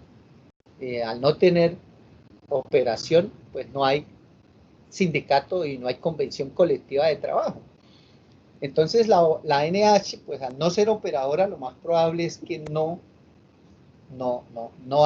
tome campos y le dé la prórroga, como pasó con el campito que ya les mostré aquí arriba. Tello, pues un campo uno de los 54 campos que recibió Ecopetrol, y lo que hizo la NH fue que los adjudicó, ¿sí? No los opera.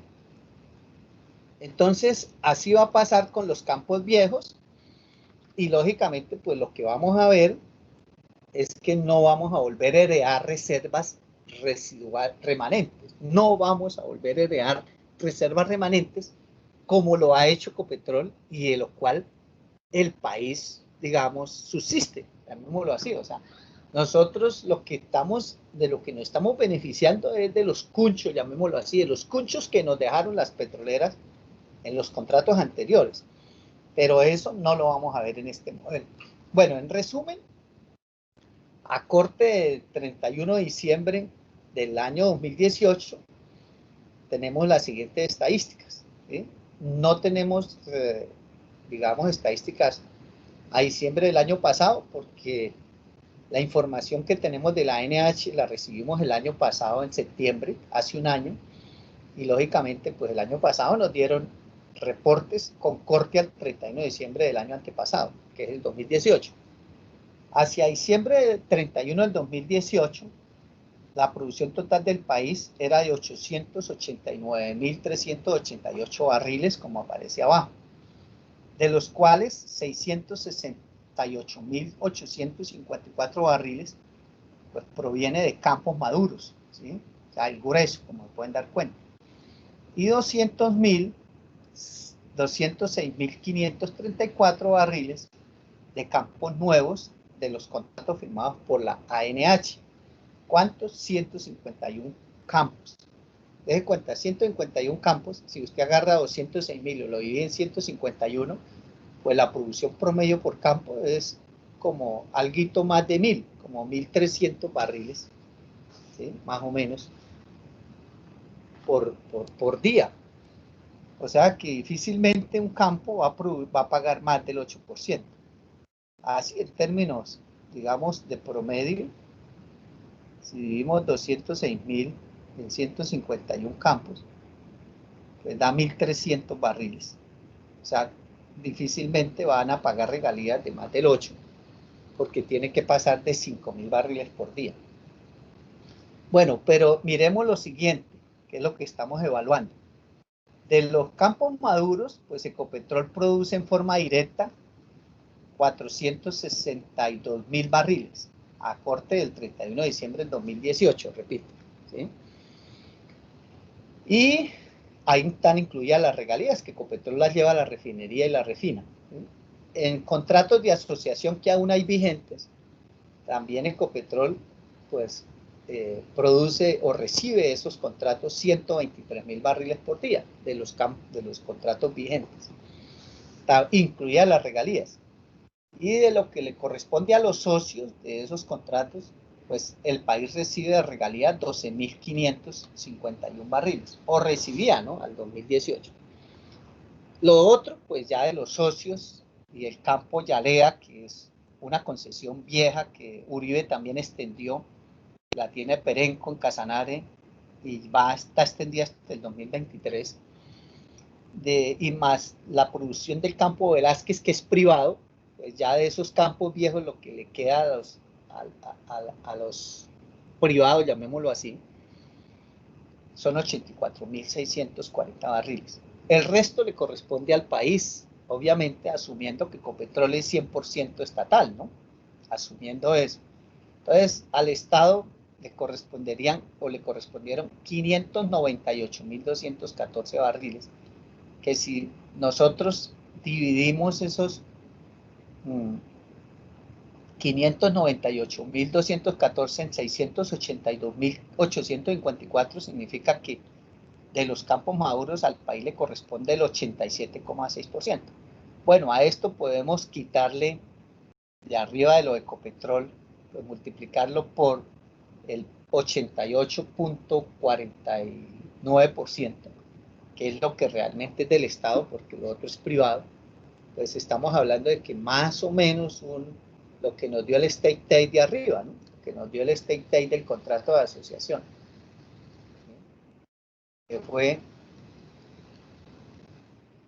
este State Aid, 76% para el país.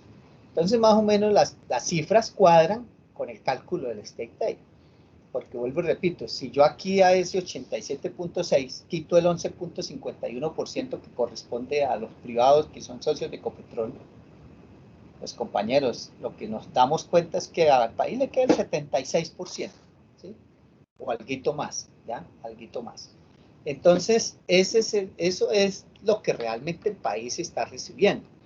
Pero de los nuevos campos, que es el análisis que hay que hacer, ¿qué viene hacia el futuro? ¿O qué nos está dejando los descubrimientos nuevos del 2004 hacia acá?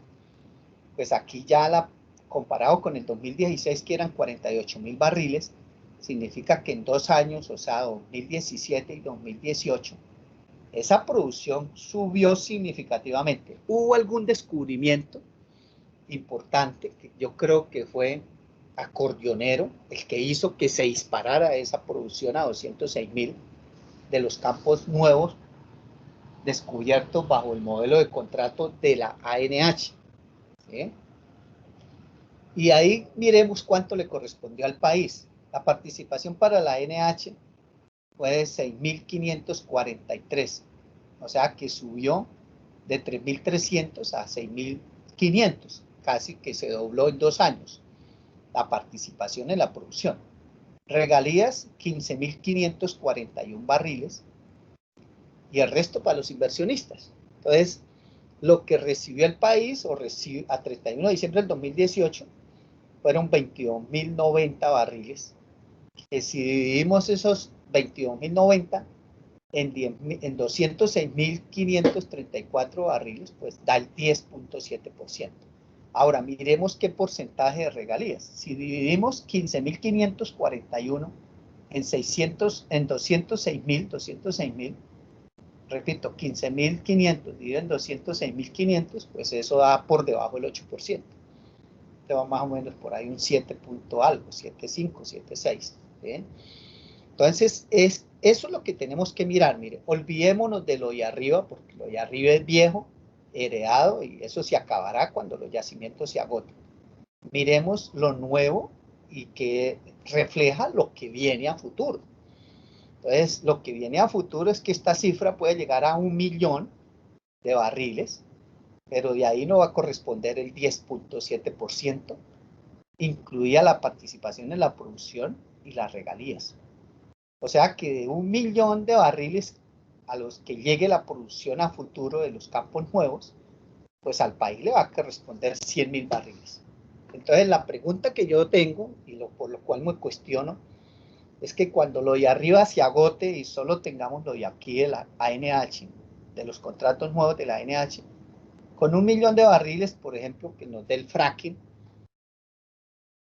con 1.000.000 de barriles que produzca el fracking, que produzcan con el fracking 1.000.000 de barriles, pues nos van a dar 22.000, que el 10%, incluida participación en la producción, que ya ven que los contratos para fracking tienen el 1 o 2% nomás de participación, y tenían regalías. Los que alcanzaron a firmar se benefician de las regalías con un descuento del 40%, los nuevos contratos que se firmen ahora no, pero sin tener en cuenta ese descuento adicional que tuvo el Congreso, pues da 10%, y 10% de 1.000.000 serían 100.000 barriles, 100.000 barriles, pues para cargar nuestras refinerías.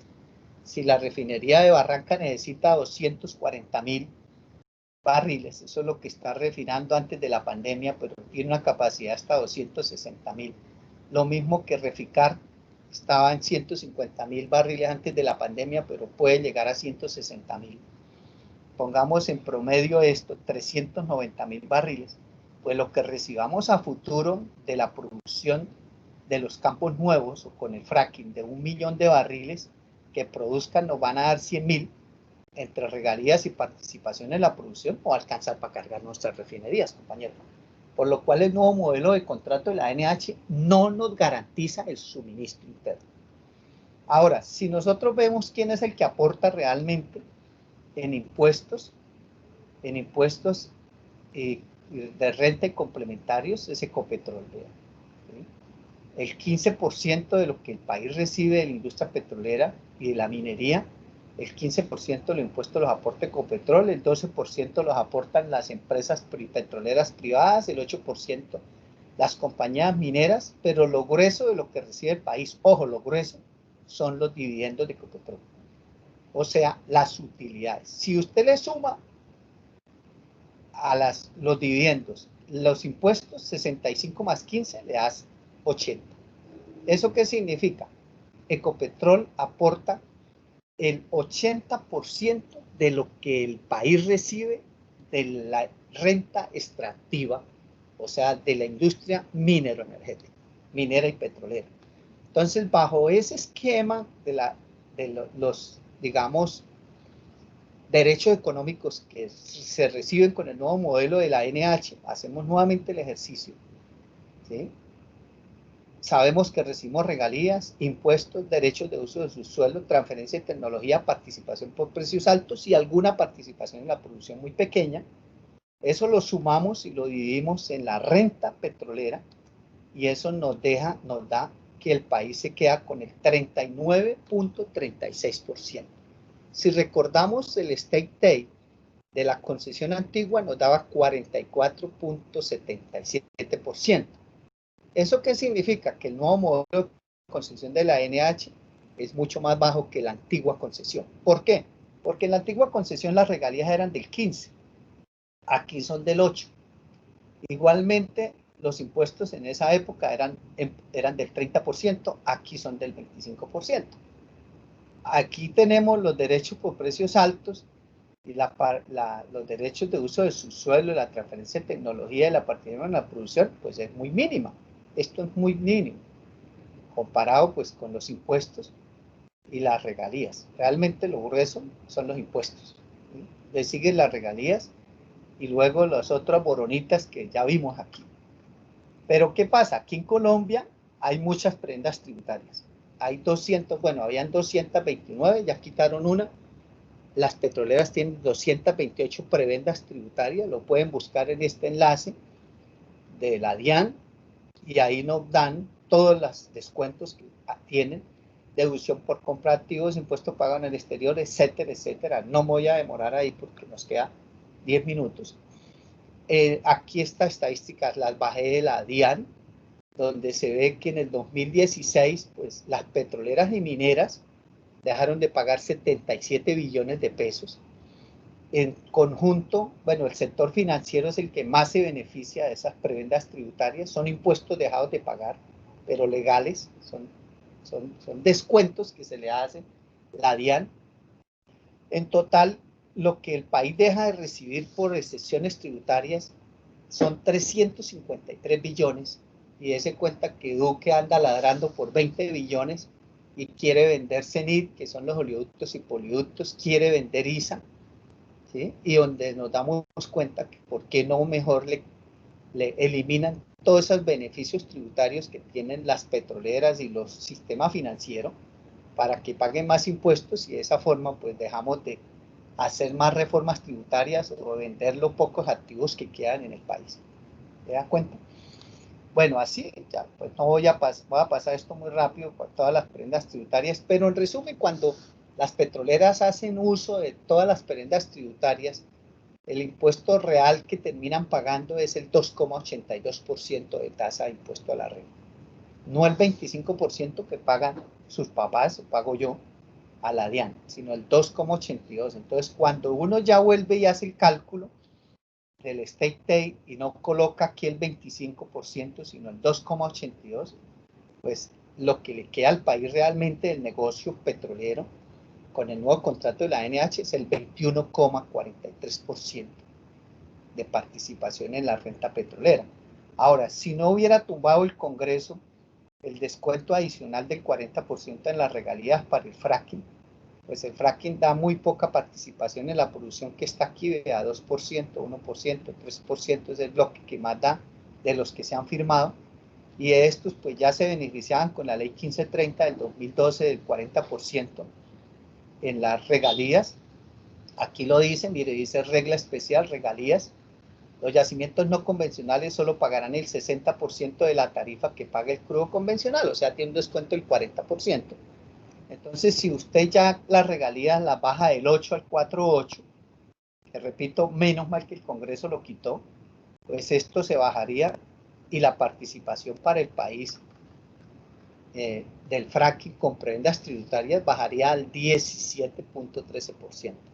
Grave, compañeros, grave, porque eso es prácticamente regalar el petróleo. Y si analizamos pues los resultados económicos de la NH, aquí se le pidió desde el 2004 hasta el 2018 cuánto ha recibido por derechos de uso de su suelo, cuánto ha recibido de transferencia de tecnología, cuánto ha recibido por participación de precios altos, cuánto ha recibido por participación en la producción. Dese cuenta que la participación por precios altos es lo más significativo, da más o menos 3,6 billones, la participación en la producción 1,2 billones, todo por todo concepto 5,89 billones. En 15 años, da de aquí, en 15 años, 5,89 billones por todo concepto. Obvio, no están las regalías porque las regalías no le corresponden a la NH. Eso es aparte y eso le corresponde a los entes territoriales. Si nosotros miramos eso en tantos años, pues solo Ecopetrol el año pasado dio 13,3 billones de transferencias, de dividendos. Pues aquí hay un acumulado en 15 años de 5,89 billones de ingresos. Pero si a eso le restamos lo que se ha gastado en calentamiento de áreas, que según las cuentas de la NH, desde el 2004 ha gastado 2,21 billones calentando cuencas, y gastos de funcionamiento 0,67 billones, o sea, 670,000 millones. En total se ha gastado 2,88 billones.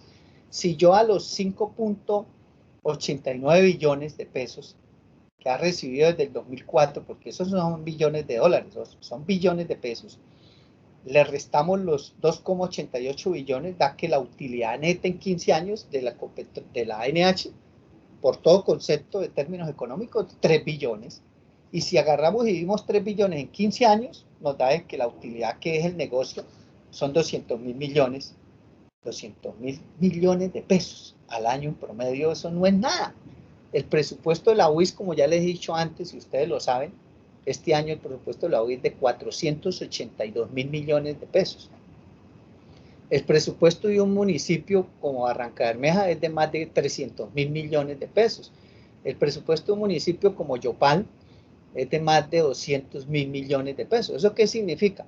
Que lo que deja el negocio petrolero de la NH no alcanza ni para cubrir el presupuesto de un municipio de mediana categoría, ni para cubrir el 50% del presupuesto de una universidad estatal como la UIS, por lo cual esto es un mal negocio, ¿sí? Bueno, no voy a ir obviamente al análisis de esto porque se nos acabó el tiempo, pero sí es importante, como ya lo vimos antes, que por ejemplo ellos no tienen la obligación de vendernos el crudo para el suministro interno. Dice que ellos tienen libertad de disponer del crudo si lo quieren exportar, y si no lo venden, dice que el precio se les pagará de acuerdo a la resolución 181709 del 2003, que es pagado a precio internacional, obviamente descontándole por calidad de crudo, y también se le descuenta pues el transporte a Estados Unidos porque ya no lo van a llevar allá, pero toca pagarlo a precio internacional. O sea, no tenemos un precio preferencial como en otros países, como el caso, por ejemplo, de países como Ecuador, que Ecuador les pone un precio muy por debajo del precio internacional. Cuando estuvo a $100, Correa les pagó entre 23 y 36 dólares, un promedio de 32 dólares. En Argentina, el crudo convencional se lo pagan a la mitad del WTI, y el crudo de fracking sí se lo pagan más alto. Las regalías de los nuevos contratos con la NH, los nuevos campos, las regalías las pagan es en dinero. Quien comercializa el crudo es el concesionario, que prácticamente el concesionario lo compra. No se les obliga a que ellos nos paguen las regalías a precio internacional, sino que ellos dicen que son los que lo comercializan y ellos ponen el precio. Dicen que paguen el precio más alto disponible. O sea, no están amarrados. Ahorita sí quedó en el artículo 19 de la nueva ley. Esa fue una proposición que yo elaboré y la logramos meter. Hubo una discusión grande con el ministro de Minas, a quien la senadora Sandra Ortiz me lo pasó al teléfono, y logré convencerlo de que no, las regalías, si no las van a pagar en plata, que no las paguen también a precio de referencia internacional. Y eso lo ganamos y lo aprobó el Congreso. Eso es un triunfo mío, ¿sí? Lo puedo decir con orgullo, porque es que la petrolera antes decía, no, le pago el crudo a 30 dólares y te a 50, y ¿quién dice que no? Si el contrato dice que ellos tienen la disponibilidad de poner el precio, y fuera de eso toca pagarles un margen de comercialización y les cuentan todos los costos directos, o sea, el transporte hasta el puerto, el almacenamiento en los tanques, el trasiego al buque. O sea, al final las regalías quedaban una bicuca, o sea, disminuidas en un 50%. Ya con esto, al amarrarlos al precio internacional, ahí ya el Fondo Nacional de Regalías va a aumentar las regalías en un 30, 40, 50, hasta 60% se puede aumentar las regalías gracias a amarrarlo a precio internacional. Ya para terminar, pues comparemos con otros países. Nos queda un minuto, pero quiero que me regalen dos más. No voy a detallar, pero en Bolivia Evo Morales en el 2006 nacionalizó el petróleo, o sea que el state aid es 100% para el país. Sin embargo, hay campos de gas viejos, y esos campos de gas viejos, bajo el modelo que había antes del 2006, a Bolivia le quedaba el 72.7% de la renta. En Brasil, Dilma Rousseff lo cambió en el 2013 el contrato a un contrato que llamaron Partila, donde el Estado participa en el 40% de la producción, y Petrobras debe ir de socio en el 30% en el consorcio, y fuera de eso cobran unos bonos, ¿sí?, por entrar allá, y las regalías allá son del 11%. Entonces, lógico, allá los costos son más altos porque es costa afuera, pero de todas formas, y el impuesto es del 34%, en Brasil el 75.6% más los bonos es para el Estado. En Ecuador, como les dije, cuando estuve a 100 dólares, que estoy aquí colocando 100 dólares de referencia, Ecuador les paga, es un contrato de servicio, les paga por barril extraído. En promedio les pagó a 32. La diferencia entre 32 y 100 le queda al Estado. Y fuera de eso, pues tienen 15% de impuesto que llaman ahí de la utilidad, que va para empleados, inversión social, y un 25% en los impuestos. A Ecuador le queda el 87.25% de la renta petrolera. En Perú le queda el 60.87% de la renta petrolera. En Venezuela, pues es está nacionalizado el petróleo, el 100% es para el país, pero hay contratos que firmó Chávez con China y Rusia, pero ahí les mete un impuesto de extracción de regalías de la tercera parte, que es el 33,33%, y hay un impuesto del 50%, por lo cual a Venezuela esos contratos con China y Rusia le queda el 69,89%. En Argentina, como yo les dije, hay que venderle el crudo al Estado y el Estado se lo paga a la mitad del WTI, y en Vaca Muerta acordaron precios de 70, pero últimamente pues lo modificaron a 45 para los nuevos contratos. ¿Sí? Entonces 70 y 45 dólares. Perdón. Sin embargo, ya voy a terminar, me falta una diapositiva. Allá las regalías en Argentina son del 12%, nosotros somos los que tenemos las regalías más bajas, el impuesto a la renta es del 35%, hay una participación para el país del 45%, más o menos parecido al contrato de asociación nuestra, por lo cual al Estado argentino le queda el 69,24%. Bueno, eso es para compararnos con Sudamérica, los países que tienen petróleo, pero la Total hizo ese cálculo de State Day, allá lo llaman Government State, para todo el mundo, y lo que da es de que el 75%, ellos también lo hicieron con base a $100 el barril, el 75% es para el Estado, ¿sí? Para los países, 75% en promedio en el mundo. Nosotros estamos en el 22%, con todas las prebendas tributarias, por lo cual aquí en el mundo en promedio al Estado le queda el 75% y a las petroleras el 25%. Y resulta que aquí es al revés, a las petroleras les queda casi el 78% y al país le queda el 22%. O sea, nosotros estamos entregando todo, por no decir que regalando. ¿Eso qué significa? Que el modelo nuestro pues hay que cambiarlo. Y la NH misma muestra orgullosa de que nosotros somos los más atractivos en América Latina, sobre todo por el modelo contractual, ¿sí? Un modelo pues, concesionario con muchas prebendas o beneficios o gabelas o incentivos, como lo quieran llamar, para los inversionistas. Entonces, en conclusión, es un contrato que lógicamente a nosotros no nos va a dejar mucha participación, y menos el fracking o los contratos que vengan a futuro, y por eso se ha radicado en el Congreso un proyecto de ley de hidrocarburos donde vamos a buscar que el Congreso apruebe el modelo de contratos de exploración y producción de hidrocarburos y se lo imponga a la NH, no sea la NH la que lo establezca, sino sea el Congreso, y le estamos apostando a que sea un contrato de servicios, o sea que el crudo lo saquen, nos lo entreguen y pagarle una tarifa, algo parecido a Ecuador. Bueno, compañeros, muchas gracias por su asistencia.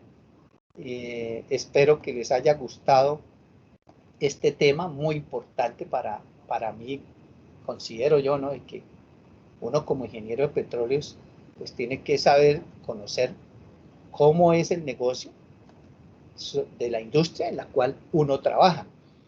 Porque si no conoce uno cómo es el negocio, pues obviamente termina inocentemente siendo cómplice del saqueo. Por eso yo digo que eso es un saqueo lo que se ha configurado ahí, y termina uno ingeniero de petróleos trabajando para una multinacional donde tiene un contrato de concesión con cero para el país, con regalías muy bajas, que luego van y les cuentan a la DIAN, y entonces al final pues nosotros estamos siendo cómplices del saqueo.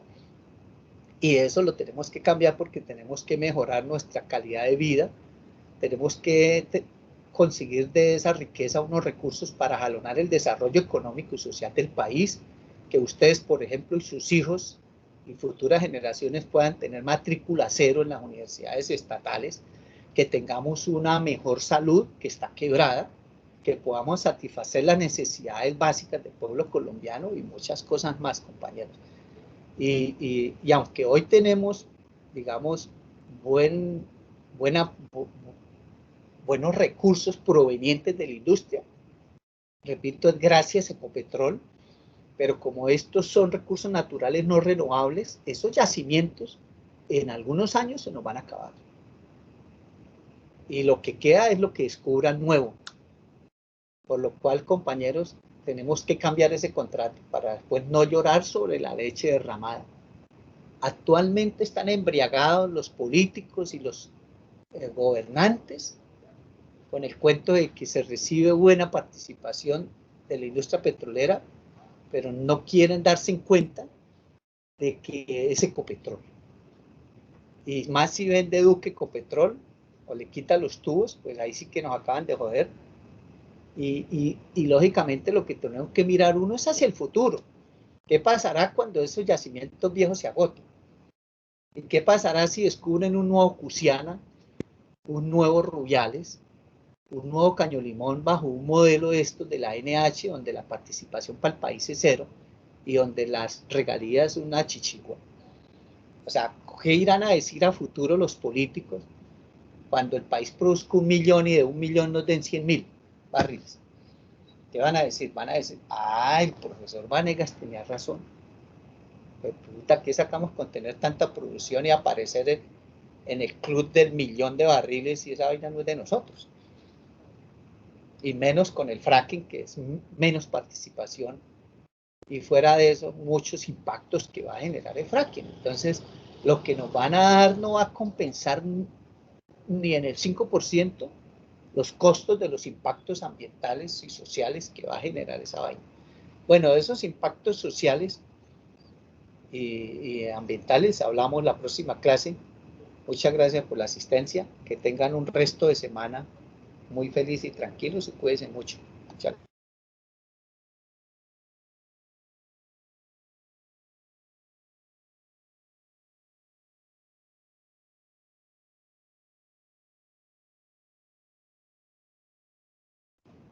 Muchas gracias a todos. Qué pena me salí por cerrar la grabación.